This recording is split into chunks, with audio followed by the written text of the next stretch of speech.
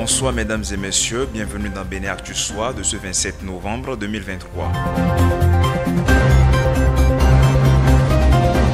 Le reprofilage des voies est lancé à N'Djazon dans la commune de Boycon depuis ce matin. Cette opération qui couvre 9 arrondissements de la ville Carrefour vise à rendre aux usagers une mobilité aisée en corrigeant l'état de dégradation provoqué par la saison pluvieuse. Plus de détails dans l'élément consacré à ce sujet. L'équipe masculine des moins de 15 ans du collège d'enseignement général Sainte-Rita remporte le tournoi qualificatif UFOA B Lomé 2023. Ils se sont imposés en finale face à la Côte d'Ivoire sur un score de 2-0, qualifiant ainsi le Bénin pour la deuxième édition de la Coupe d'Afrique scolaire qui se jouera au mois d'avril 2024 au Zimbabwe. Quant aux filles, elles ont fini 3e en battant au match de classement l'équipe féminine de la Côte d'Ivoire par 1-0. Comme récompense, les garçons repartent avec la médaille d'or, le trophée du tournoi, les distinctions de meilleur joueur, meilleur buteur et meilleur gardien et enfin une enveloppe de $100 000.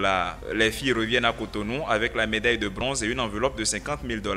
Le ministre des Sports Benoît Dator a félicité les deux équipes et rassuré de la poursuite des compétitions scolaires pour la détection de nouveaux talents. Plus de consultation du TOFA sous sa forme actuelle à partir de 2024. Le professeur David Kofi Aza l'a annoncé hier dimanche 26 novembre. Le consultant cultuel et prêtre du FA explique que la réforme de cette tradition annuelle est le fruit d'une démarche du gouvernement et des dignitaires des cultes endogènes visant à redonner aux Béninois le sens de cette consultation. Cette première édition, nouveau format, sera sous le patronage du gouvernement de mon pays, le Bénin. C'est pour cela que j'invite tous mes compères, tous mes collègues à savoir et à comprendre que la version officielle et nationale du Bénin TOFA aura lieu le 10 janvier 2024, affirme le professeur Aza. Faut-il le rappeler, l'oracle annuel a servi de bouc émissaire à la plupart des drames qui se sont produits au Bénin cette année. Enfin, une affaire de surfacturation de plusieurs millions de francs à la Poste SA du Bénin fait emprisonner de hauts responsables. Le directeur de l'administration et des finances de la Poste